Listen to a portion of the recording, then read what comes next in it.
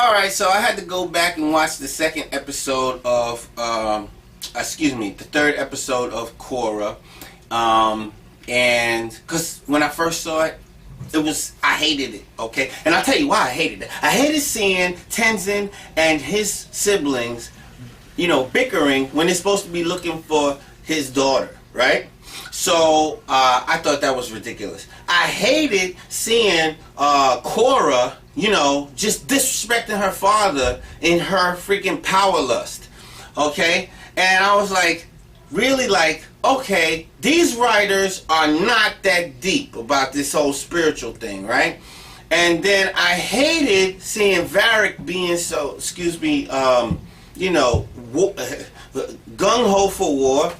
I hated seeing Unalaq being so gung-ho for squashing, human beings.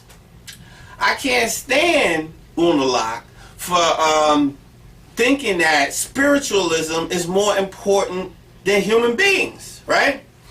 I happen to think like this.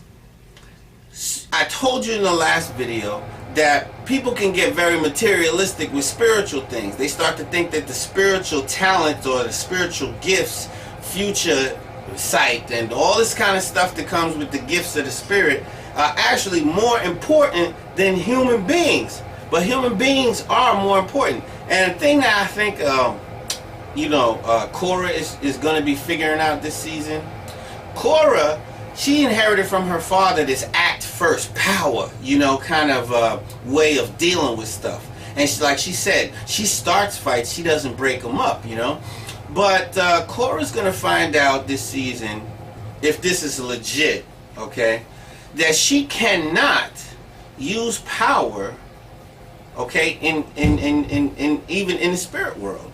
She's going to find out the way in which to use the power of surrender, okay, because that is actually more powerful than power, okay?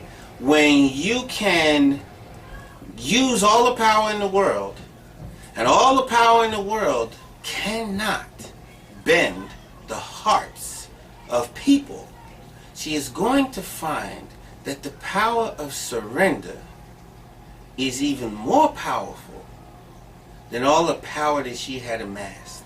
And she is going to have to use this against her uncle, who hasn't learned that lesson yet either, because he is trying to use spiritual power and spiritual authority, the power of spiritual authority, to basically be disrespectful to human beings.